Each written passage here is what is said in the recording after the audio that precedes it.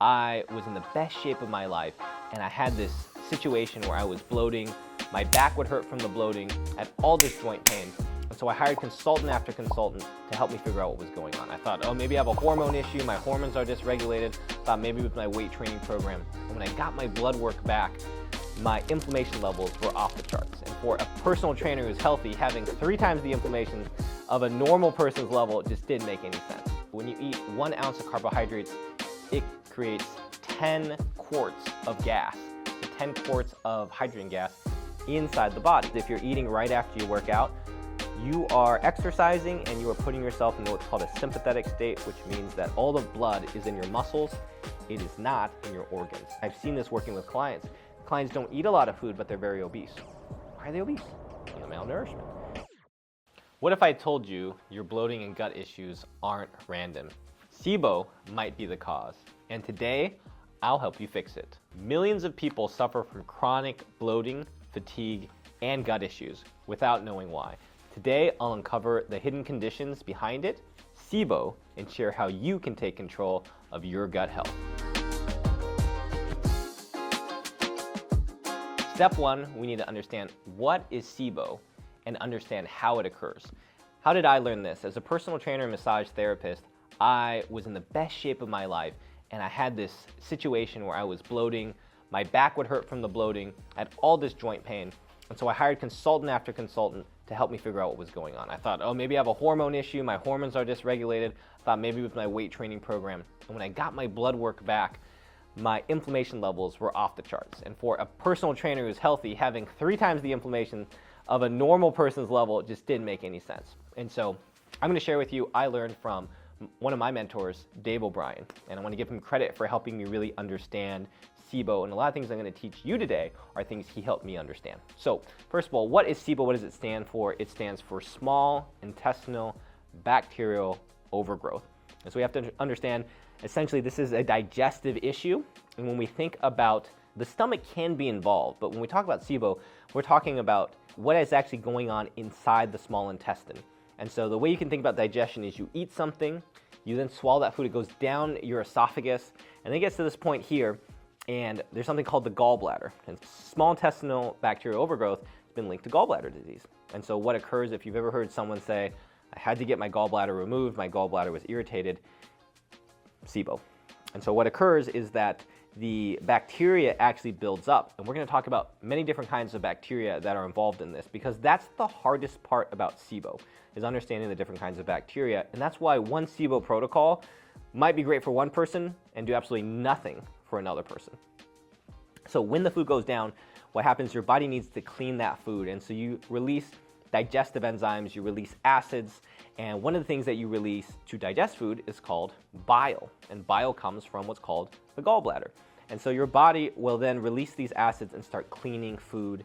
These acids and this bile, they go in and they start breaking down food particles. Now, your body really needs the ability to break down fats, because fats are very dense, and that's why a lot of people are drawn to sugar. So if you're someone who's drawn to sugar, that's very normal. And so a lot of times it's not just a self-control issue, it's that your body cannot break down the denser micronutrients and macronutrients. So to be able to get protein, to be able to get fat, to be able to digest these, your body is struggling to do that, because being able to create the digestive enzymes to do that is very costly for the body.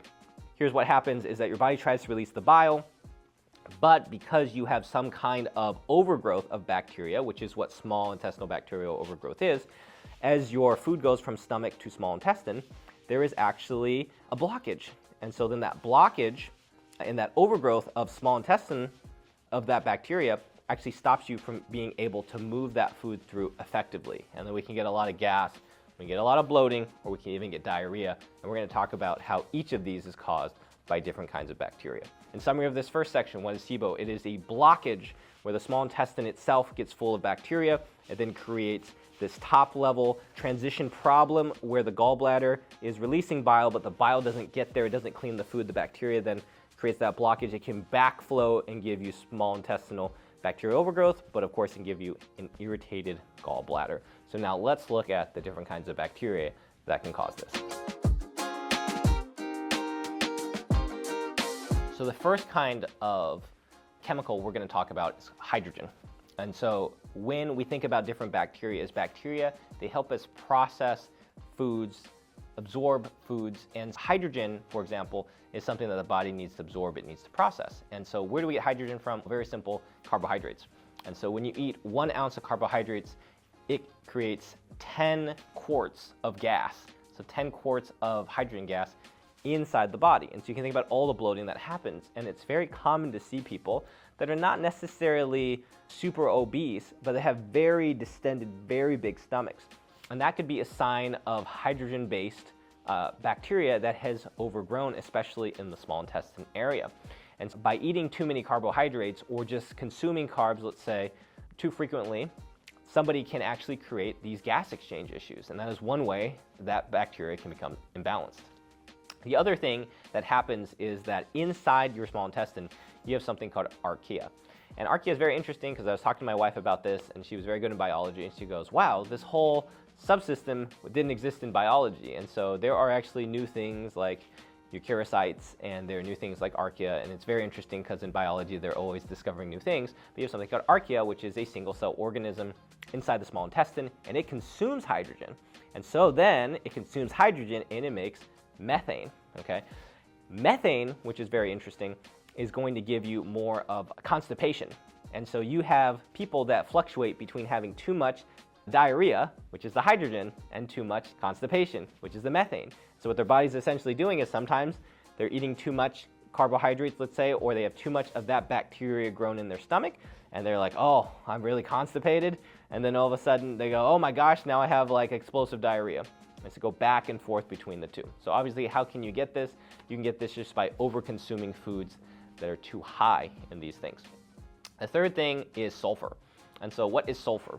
Sulfur, actually, that gas is created from lean proteins. And so this is where a lot of bodybuilders end up running into issues. And so what they do is they eat a lot of lean proteins, like chicken breast, and those are very high in sulfur. They can eat things like cabbage, which is also very high in sulfur. They can eat things like cauliflower, which are very high in sulfur. And so even though these are good high volume foods, they actually create a lot of gas exchange. And so whatever sulfur-based bacteria they have in the body, it is being fed all the time.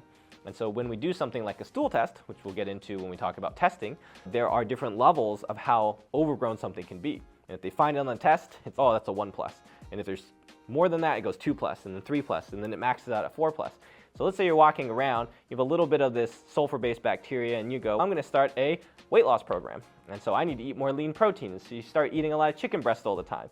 And now that 1+ of sulfur-based bacteria goes to a 2+.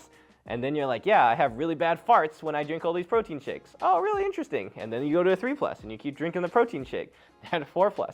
And so these are different ways that people can create these overgrowths in the gut because they could be over-consuming too much hydrogen-based food matter. They could be consuming too much methane-based food matter. They can be consuming too much sulfur-based food matter. And you can get a mix of all three of these, and each one of these requires you to change your diet, but also requires you to introduce different things to address them in the system. So that's the first place I would start when people ask about, well, how do I get this?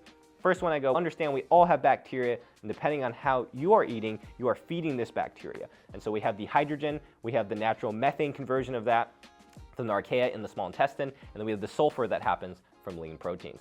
Now, the next thing we're going to talk about is really interesting, is side effects of having gas in the stomach.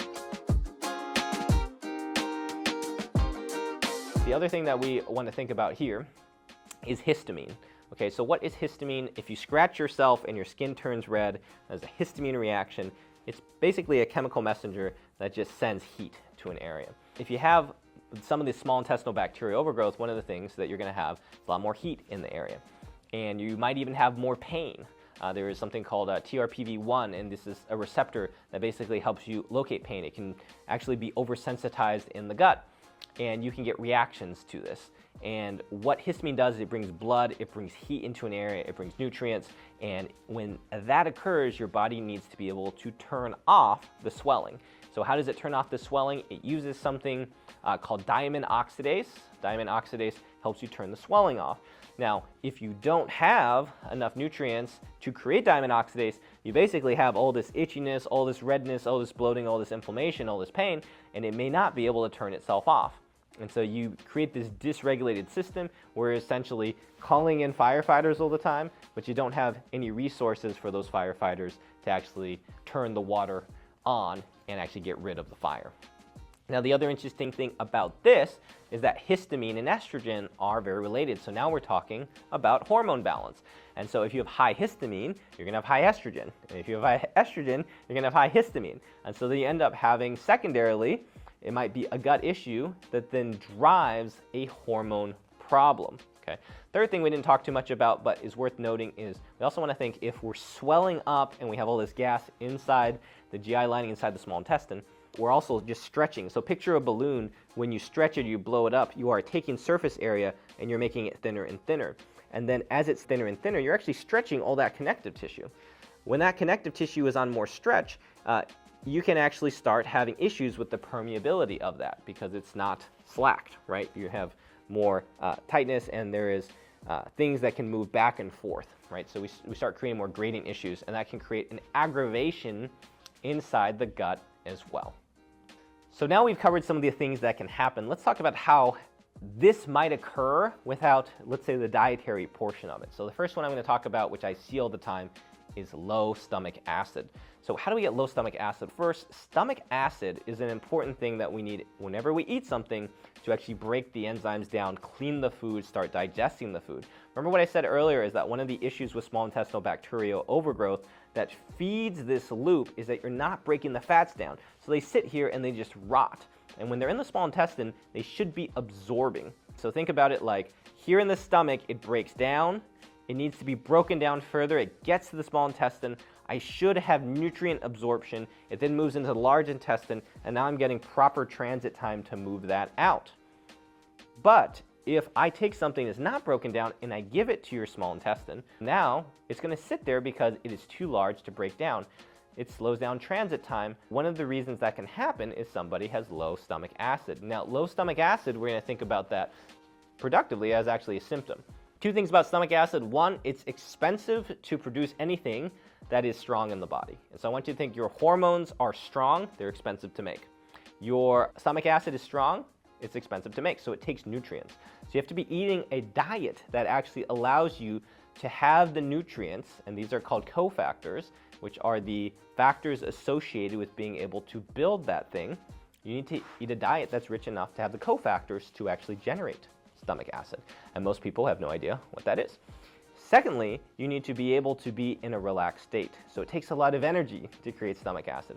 So if you're eating and you're stressed and you're like, I got a 30-minute work break, or my kids are yelling at me, or I got to be on a work call, or I'm eating on a work call, it might be really hard to create stomach acid because you're not in a relaxed state. And some SIBO, potentially, can be caused by not actually breaking your food down in the first place. And so you have these large undigested food particles sitting in the small intestine when they should be there for absorption, and they just ferment, and then you get all the hydrogen gas, all the methane gas, all the sulfur-based gas that we had discussed. Another thing is if you're eating right after you work out, you are exercising and you are putting yourself in what's called a sympathetic state, which means that all the blood is in your muscles. It is not in your organs. And so when you are in a sympathetic state, your body is ready to run away from something. It's fight or flight. That's why people consume pre-workouts, energy drinks, coffee. If you're in that state and you try to eat, you're not going to get digestion because all the blood is not in the organs. They're not feeding the organs. They're not driving digestive process. They're here. Right? So low stomach acid is going to be an issue. Not breaking down food is going to be an issue. If you're finding this helpful, I'd love for you to join my Facebook community. It's a space where I share holistic health tips and guide you through gut healing strategies. You'll connect with others on the same journey. Click the link below to join. Once you're inside the group, send me Regen, and I'll send you my Safeguard Daily Food Plan. It rotates food fibers, stops you from overeating common food allergens, and rotates your proteins so you don't have to think about how to eat healthy to get the gut healing that you want. The second one, the most obvious, but antibiotics. So we take antibiotics, and antibiotics are good for getting rid of bacteria, but they're not selective, okay?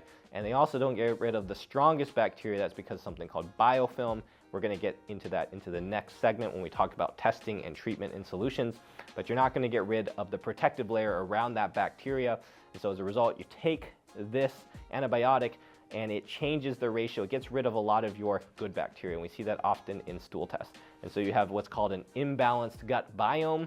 And so in that situation, the, let's say, overactive, very strong hydrogen-based bacteria overactive, very strong methane-based bacteria becomes too strong, and then your good bacteria cannot rally against it, and you create these imbalances. So antibiotics are going to be an issue when it comes to this.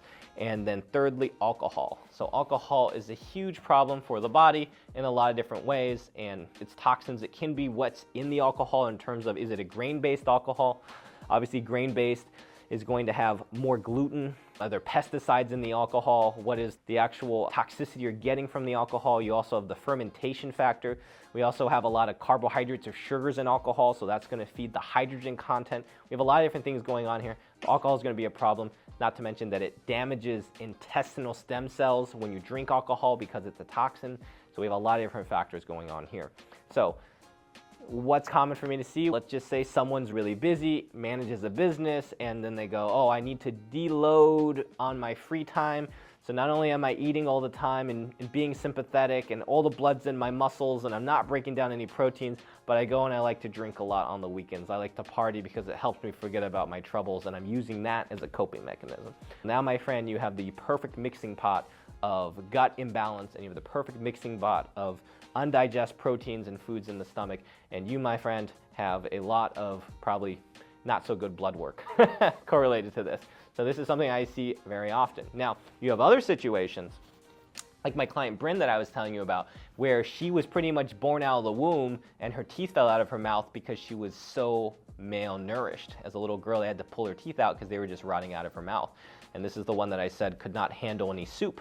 Her stomach was just so bad she couldn't even eat broth. And she came to me, I think, when she was in her mid-late 20s, and she had lived with this her whole life. So this is not someone who drank alcohol, by the way. Why? Because she couldn't even keep her teeth in her mouth or soup down. She wasn't going out and exposing herself to toxins. But when you grow up with trauma, one of the things that occurs is that you are stuck in a trauma loop. And when you're in that trauma loop, you are in a sympathetic state, so all the blood is in your extremities, you're not digesting, and those people really struggle with food. And so as a result, they're under-eating, malnourished. What was one of the things I said that you need in order to have good digestion? The cofactors for hydrochloric acid, so they don't have the cofactors for hydrochloric acid, so they get this feedback loop.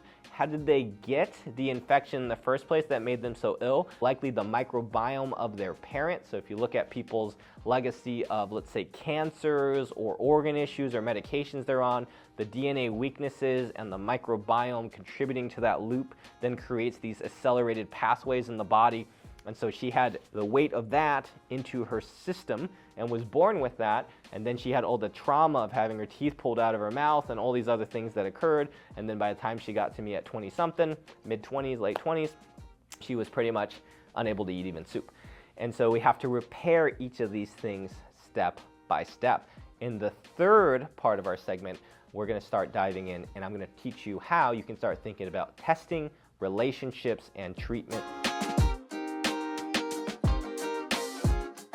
Okay, so let's talk about testing. One of the things we can think about here is if someone, or you're watching this and you're thinking, well, I have gut issues and I've been diagnosed with ulcers and all those things, we can take some of this data and know something like ulcers and H. pylori are very highly correlated to each other. And we have different kinds of things like negative gram bacteria, positive gram bacteria, but we have different testing methods we can use. And now the thing with all testing is pretty much inaccurate. So we don't like to use one piece of test. This is one thing my mentors showed me, is that if you just use one piece of testing, you just look at one thing and you say either it's here or not very accurate. And so the biggest one that I see a lot of are people that did breath tests. And so if you don't know what the breath test is for SIBO, is they basically give you different sugar molecules and they basically see how those sugars turn into gases in your stomach. And if you have an issue with that, and it comes back out when you blow into the test unit. And so the issue with this is that, one, there are different kinds of molecules for sugar, and there's different complexities of sugars. And a lot of time when they test these, they don't test all of these complexities. The second is we just talked about like sulfur-based SIBO, we talked about methane, we talked about hydrogen, we talked about histamine issues, we talked about estrogen issues, we talked about stomach acid. None of that is in that test. And if you think, if every test is not that valuable, not that accurate in itself, it doesn't really make sense to run that test because there is not enough overall information on that. We don't know how the lining's doing. We don't know if the lining's stretched. We don't know if it's overpermeable. We don't know if there's high levels of the TVRP whatever receptor. That information's not there. That is not my favorite to go to, but a lot of times clients will call me and they will say, hey, I've had this done and it was negative, but I have all the symptoms. Or they'll say, hey, I had it done and it was positive and we did something for it, but it didn't fix it. And the reason why is that one test doesn't tell us how to treat the whole body. It's too limited. Okay? So the second thing we have, which is a lot of people might think it's obvious, hopefully it is, what about a stool test? Very simple. You go in and you fill up a vial with poop. You usually fill up a couple days, and then you got some frozen ones, and they grow it in a lab and they see what's in it.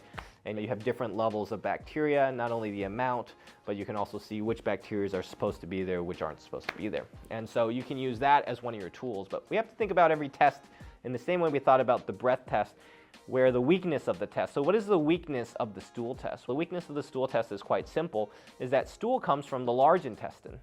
And we're trying to figure out what? Small intestine bacterial overgrowth. And so that means that we're doing a test for this organ, but we're trying to get information from here. And also, if the small intestine is filling up and it starts to backflow on the stomach, that bacteria could be higher up.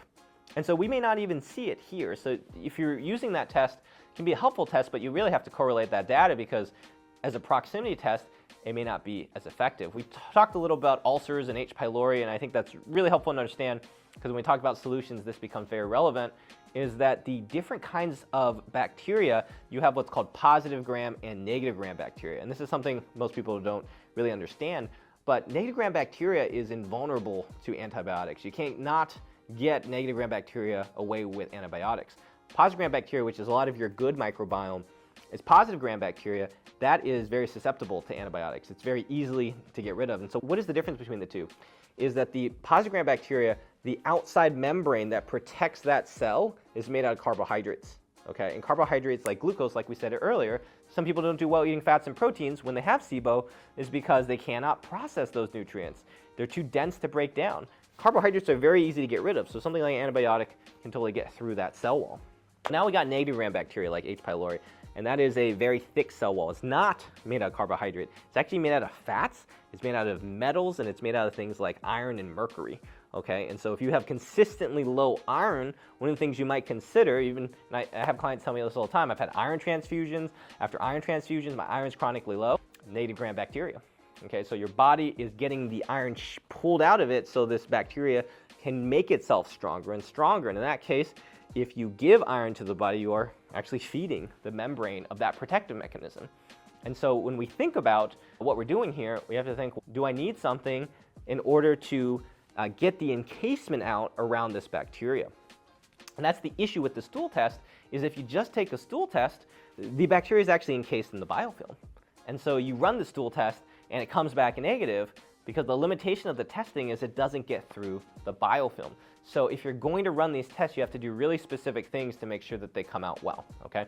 And that leaves us to blood testing, which is our third. Okay, we have blood testing, which is going to be a way that you can actually look at a snapshot of the body. To use the blood testing, you have to know a lot about all the different cofactors the body needs. You have to understand the trends of what happens when someone has negative gram bacteria in the body. So for example, negative gram bacteria, when they inject the byproduct of negative gram bacteria, which is called LPS toxicity, it's lipopolysaccharide toxicity. It's called an endotoxin, which is a toxin that comes from inside the body when you have these processes going, is they actually find that there are certain things that happen to the liver, okay?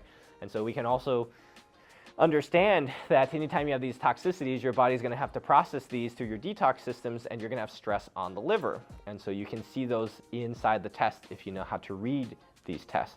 And so they're different things. We're talking about small intestinal bacterial overgrowth, but you can also have what's called small intestinal fungal overgrowth. Okay, you can have fungus actually build up in that area too.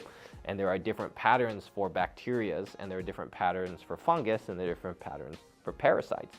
And so when you read blood testing, essentially, you cannot read if it's just high or it's low. It really is not that helpful. You have to think about blood testing as correlated test in the same way that we thought about stool testing as a proximity test. And so I really like those three types of testing.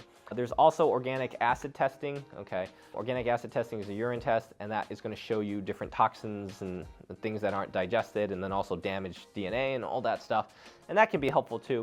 I would save that for a whole different area of what I would wanna look at. I don't think that's as helpful as the other two. And so those are the different ways that you can run the test. So in the next section, we're gonna talk about, let's say you do these tests and you can read these well enough and you understand what you have, and now you understand, do I have more hydrogen-based, do I have more sulfur-based, methane-based? Now we need to talk about solutions, and that's what we're gonna look at right here next. All right, so let's talk about solutions, probably the part that you've been waiting for. So obviously, first thing we talked about is understand what the test is saying. Do you have more hydrogen? Do you have more methane? Do you have more sulfur? Do you have low stomach acid? Do you have H. pylori? Do you have biofilm? We got all these things. Have you imbalanced the estrogen? Do you have a histamine loop? Have you damaged the lining? Have you damaged the parotid cells through alcohol? We got a lot of stuff going on. Okay, here's the first place to start, is understand that your daily habits will carry you the furthest. And so if you're running around in a high stress mode, if you're eating coffee on an empty stomach, driving an acidic environment, if you're trying to shove your food down in the middle of your lunch while you're on a Zoom call and you're totally sympathetic, you're gonna have a hard time getting better, even no matter what supplements you take. So the first place I focus with clients on is lifestyle. You gotta nail the lifestyle, and you basically gotta find some way to get your body in a parasympathetic state. Cool.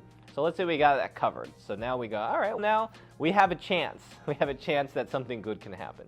So then we go, all right, what do I need to do now in terms of food? One, I have to understand the different fibers that can feed these different bacteria. We talked about carbohydrates being potentially an issue for someone who has more hydrogen-based SIBO, which means that if they eat this sugar or carbs, they're gonna start feeding that, and then they can feed too much of the archaea and start driving more methane-based SIBO. They eat foods high in histamine, and they have this whole histamine estrogen inflammation loop going on. They're gonna need to do things around that. So they're gonna have to remove and add foods in. Now, there's also different kinds of things that we just, maybe a little bit out of the scope of this video, but are helpful with SIBO as well, like polyols. If you're chewing gum, if you're eating with bad meal frequency timing, so for example, you have something called the migrating motor complex, which is when the valves open up to move food through your different digestive system. So that means, hey, you're gonna open a valve here so food can go from the stomach to the small intestine, and then the small intestine to the large intestine. So when those are valves and they're on timing frequency. When you're eating all the time, when you're snacking, you're at your desk eating something, you're actually opening that valve all the time. And as you do that, bacteria travels from one organ to another. It's not supposed to do that. So if you're chewing gum, if you're snacking, doing any of these things, we call these food hygiene, you're totally just shooting yourself in the foot. So don't be doing that, okay? So polyols like gum are definitely a no. Indigestible fibers, this is a huge one. So you have to think that bacteria help you assimilate things. They help you convert processes. They help you convert processes more than pretty much anything else in your body. And so what that means is that some people that can't break down milk or have weird reactions to proteins, like even in alcohol, okay, they don't have the microbiome required to convert these things. And so the most common one is lactobacillus. And so people hear about this all the time, but it's an oxygen-rich bacteria, and if you don't have it, you really just can't break down milk, right? You can't break down the lactose into what's called lactase. You can't break down lactase and get the lactose to lactase, it becomes toxic, it rots, and then you have issues with dairy. That's very common. That happens in your body everywhere, not just with lactose, okay? And when we talk about lifestyle, which is not something I'm getting too specific into because I don't know if you're exercising or not exercising, but if you're doing a lot of lactic-based training and you have SIBO, you are probably building up too much lactate, you can't clear it, and you could have a lot of DOMS, a lot of soreness, but it could blow your gut up, okay? And so you have to modify the training program if you know someone has a lactate clearance issue. Otherwise, you're feeding their SIBO and their gut issues with the exercise they're doing. You're feeding chemistry in one area, it's making them worse, okay? These are all different things that you'll have to adjust in order to have probably the most optimal successful program. And so the food fibers, the indigestible fibers, so if you're eating protein bars with chicory root, anything that doesn't digest, that's gonna be feeding bacteria. And if you have SIBO, you have imbalanced bacteria, which means you're pretty much throwing a stimulus package into the body and saying, here's $1 million, and I've got a hood full of gangsters, and I wonder what they're gonna buy. Nothing good, okay? And that's how feeding prebiotics are to the body, okay? So when you think about prebiotic fibers, what are prebiotic fibers? You've got bacteria in your stomach. If you wanted to take those as a supplement, we call those probiotics, okay? So you already have probiotics in your stomach. They're happening whether you ate them or not. That's the current ratio you have. If you eat anything that doesn't digest, it becomes a food source for those bacteria fibers. And so those are prebiotic fibers. So if you take something like inulin, which is like the fibers from onion, those indigestible fibers are now feeding whatever balance of microbiome you have in your stomach. And so you are making those ratios more exaggerated. Okay, I don't want to say they're bad because I don't know if they're bad on you or not, but you're exaggerating whatever ratio that you have. This is actually the issue that I ran into that gave me all these problems. I didn't know this as a trainer, and I ate a lot of broccoli and I ate a lot of asparagus. So eating a lot of broccoli, asparagus, and lean protein, what did I give myself? A bunch of sulfur, and then a bunch of indigestible fibers that fed my current ratios. And so basically I gave myself a gut issue eating a lot of chicken and asparagus and broccoli. Very fun. And among other things, I gave myself secondary infections too because I didn't know any of this. So learn the hard way, you benefit from the video that you're watching. So that's good, I'm happy for you. So then what we have to do is go, all right, I've now changed my food, so I'm not feeding this problem. I've changed my lifestyle, I'm not feeding this issue. Third thing, then we go, okay, cool, I've handled my neurological system, so now I have to do something with the chemistry to actually repair the issue. So just removing the food fibers is not enough, by the way, because as soon as you eat the food fibers, it's going to go back to the way it was. Okay, removing the stress is a huge benefit, but it's not necessarily going to make you bulletproof because you haven't changed the bacterial balance here. You haven't repaired any of the lining. So the first stage you want to do is we want to go, based off all the issues I have, how do I want to tackle them? You probably want to do something for the enzymes. You probably want to do something for all the nutrients you haven't been absorbing. You probably want to do something for the clearance of the toxins in the body. And then based off in the gut where you have the most damage, you probably want to do something for that. For example, some people are going to have more damaged stomach. If you damage the stomach, it doesn't break food down, you're going to eventually get damaged to the small intestine, and then small intestine to large intestine, so on and so on. So you need to take supplements to basically repair each of these sections. After you do the repair phase, you should have a pretty well-moving transit system. That's very good. So now we are ready to actually go and start to clean house with some of these different bacteria. So if we have hydrogen-based bacteria, depending on what it is, there are certain supplements that work well to get rid of those. Methane-based bacteria, certain supplements. If you have biofilm and negative gram bacteria, different supplements.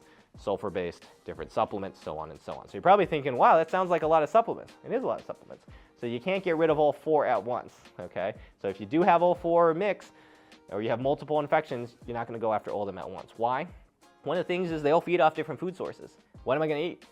Okay, nothing. You can't eat anything if you go after all four. Second, if you have that much toxins in the system and you start going after them, what is your detox day going to be like? You're going to be on the toilet, I guarantee you. You're going to be on the toilet anyway if you do this, but you're definitely going to be on the toilet if you go after 4 infections at once and you don't eat any food fibers. That also brings us to a good point when we talk about immunity, is that you really need to be eating basically no lower than 25% of your basal metabolic rate to have a successful immune response.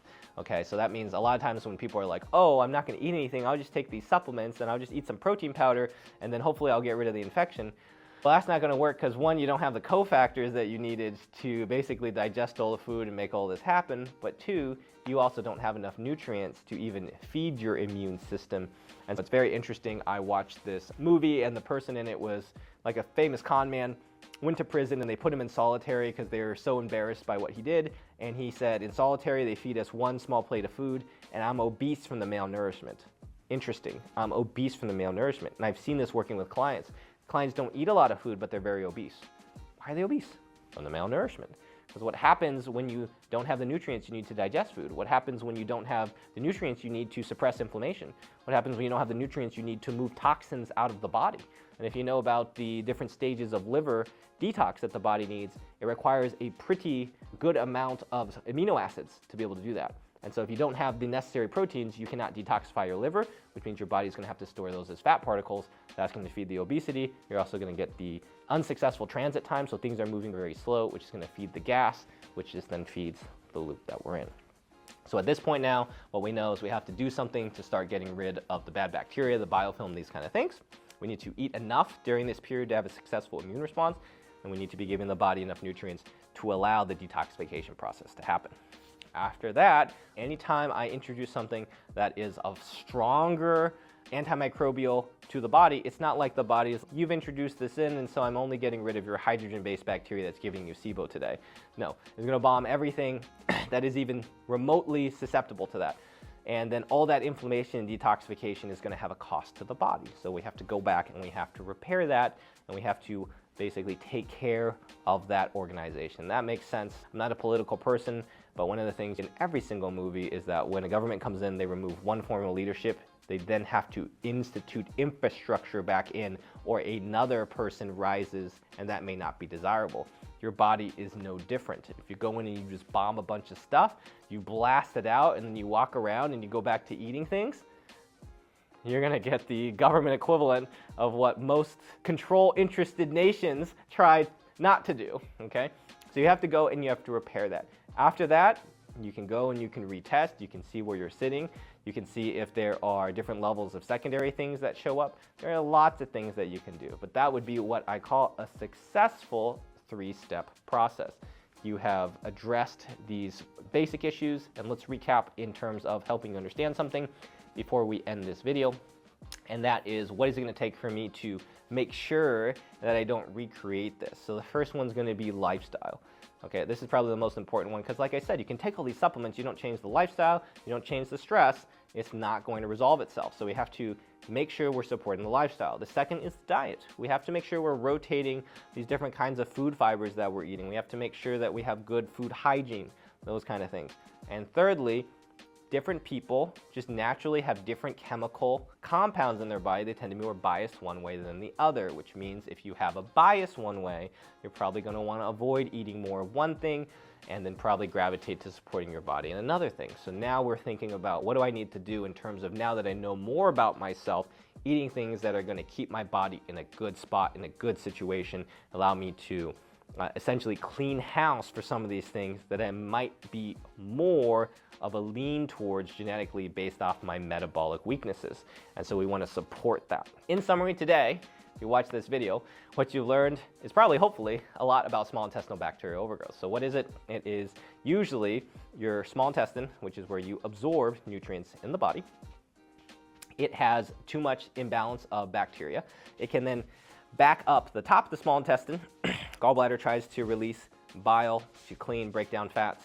Obviously, bile is going to help probably break down proteins too, because it doesn't do anything. Acid and those things are everything. And then what occurs is that you get this discomfort here. It could lead to gallbladder disease. Most people, they have a lot of swelling, okay? And they can have constipation, or they can have diarrhea, or they can have fluctuation between constipation and diarrhea. So just because you don't have one or the other doesn't mean you don't necessarily have small intestinal bacterial overgrowth. It just means one day you could have more hydrogen foods in your system, and the next day it converts to methane, and then you have the opposite, okay? And you can also have sulfur-based bacteria. All these different kind of bacteria. How do we get these? Lots of ways we can get them, but remember, in the body and in the universe, like always feeds. So for example, mold is one of those things. It's like where there's no sun and it's wet and there's heat, you get mold. And anytime you have one or two of those factors, you have a chance of driving those. And so bacteria is no different in that way. We have to think about lifestyle. That's going to be really important in terms of long-term, making sure that we have a successful, let's just say, nervous system and food hygiene and stomach acid success. And then we have to know the different kind of fibers that we're eating. And if we have created this kind of infection situation, then what we want to do is we want to think about, okay, how am I rotating these different food fibers so I'm not overfeeding one of these? And maybe you have more hydrogen in your body than the average person, which is totally possible. You just tend to be more hydrogen dominant. Cool. Or you do exercises that drive more acid or different kind of gas and things. Cool. You're just going to have to do different things to balance that out in terms of lifestyle. So, and then when we get to the actual testing, how can I know that I have this? Obviously, you probably want to work with someone who's an expert, and you want to go, I could do a breath, I could do a stool, I could do a blood. Obviously, I have my own biases and what I'm trained in and what I've been taught in. But ultimately, you probably want to think about the most holistic way to get this data that thinks about all the different cofactors I talked about, like digestion and stomach acid and small intestine and stomach, all these things. And then after you do that, what you want to do is you want to make sure that your treatment plan is focusing on the long-term sustainability. It's got the food fibers and it's got the proteins, it's got enough calories to really make that a successful process. And then you are going to need to repair the things that are coming in from the tests to make sure that you've got good transit and detox pathways, that you can run all the processes we need to have a successful antimicrobial. Then we do the antimicrobials, and then we want to make sure that we're returning a good position of power, whether we're introducing the right kind of probiotics, whether we're introducing prebiotics. Now that there's not a bacterial imbalance, maybe prebiotics are a better idea. making sure that we're taking care of the structure, because as detoxification and swelling happen, we're gonna have more structural compensations. We are doing these things, and then we're testing, retesting, and then we're supporting the whole picture of everything the body needs in order to have a healthy bacterial balance. Thank you for watching this video on small intestinal bacterial overgrowth. Hope you learned a lot. YouTube thinks you like this next video, so go ahead and watch it. Hopefully it'll take you to the next piece of information that you need.